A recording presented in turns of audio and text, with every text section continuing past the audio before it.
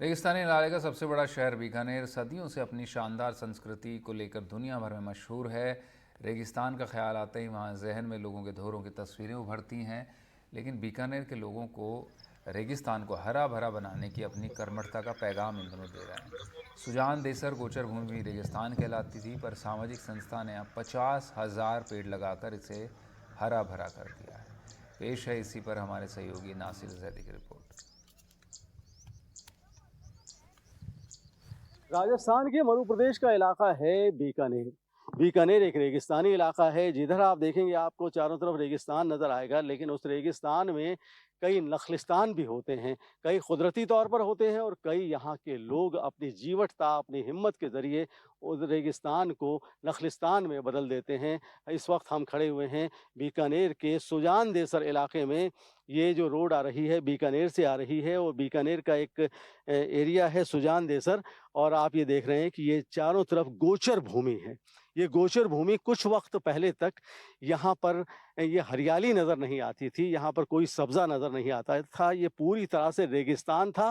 थोड़ी बहुत घास यहाँ उगी हुई थी, लेकिन अभी आप देख रहे हैं कि ये पूरा इलाका हरा भरा है। और हरे भरे इलाके के साथ यहाँ पर एक नर्सरी भी डेवलप की गई है। आप ये देख रहे हैं कि ये यहाँ नर्सरी बनी हुई है। इस पूरे रेगिस्तान को यहाँ के लोगों ने एक नर्सरी में, एक हरे भरे इलाके में बदल दिया। ये पूरी गोचर भूमि है, यहाँ गायें चरा करती थी, लेकिन यहाँ के लोगों की जीवटता इस बात की मिसाल है कि रेगिस्तान हो या कुछ और हो, यहाँ के लोग अपनी मेहनत से उसे हरा भरा कर ही देते हैं। और इस पूरे रेगिस्तान में यहाँ के लोगों ने इतनी मेहनत की कि उस रेगिस्तान में 50,000 के करीब दरख्त लगा दिए हैं। 50,000 दरख्त रेगिस्तान में लगाना, उनकी परवरिश करना और उन्हें खड़ा कर देना बहुत मायने रखता है, बहुत मायने रखता है।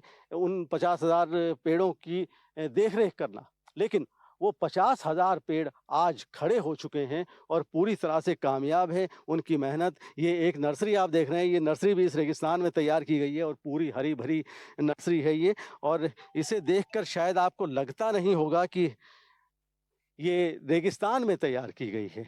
ये रेगिस्तानी इलाका है, लेकिन बावजूद इसके पूरी तरह से ये हरा भरा है और यहाँ के लोगों ने इसको अपनी मेहनत से हरा भरा बना दिया है। अच्छा, कितने लोग आपके साथ हैं?